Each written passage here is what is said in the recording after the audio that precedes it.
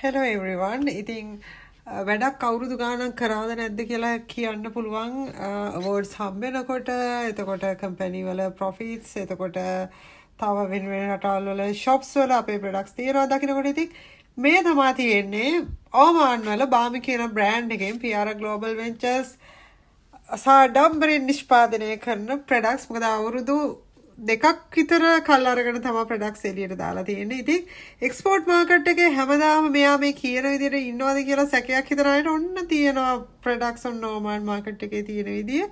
ඉතින් ඊළඟට අපි යනවා ජර්මනි, ජපාන් එතකොට ඔය වගේ රටවල් වලට ස්විට්සර්ලන්ඩ් වලට යන්න කලින් අපි අපේ ඕගනික් සර්ටිෆිකට්ස් වල වැඩ මේ අවුරුදු ඉවර කරගන්න ඕනේ. ඒවට ලොකු මුදලක් යනවා.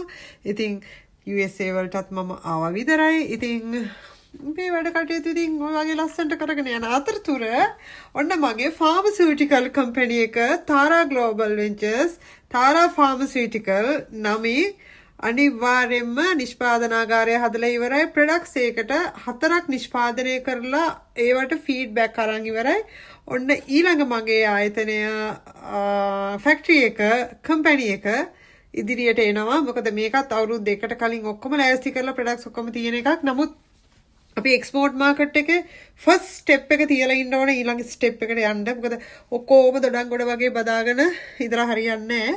ඉතින් නැචරල් විදියට ලස්සන වෙන්න එක එක්කෙනා කපාගෙන ලංකාව ඇතුළෙම වැළලෙන්නේ නැතුව ලෝකේ මාකට් එකට වැඩෙක් නම් ලෝකේ මාකට් එකට යන්න ඕනේ කියන එකයි මට කියන්න තියෙන්නේ. මම දැක්කා TikTok වලද වෙන වෙන සමාජ මාධ්‍ය වලද රෙදි ඇඳගෙන හැට්ට ඇඳගෙන පලා වර්ග ගොඩාක් තියාගෙන කට්ටිය හූ කාලා පොර කනවා එකිනෙකා කප ඔය හෑවිල් විකුණනවා. ඉතින් මෙච්චර දඟලන්න ඕනේ නැහැ.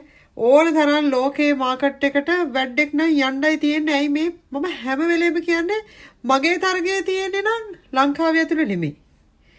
මම ඉස්සලම එක්ස්පෝර්ට් මාකට් එක ජයග්‍රහණය කරලා තමයි මගේ බ්‍රෑන්ඩ් එකක් විදිහට මම ලංකාවට හිතුනොත් එන්නේ.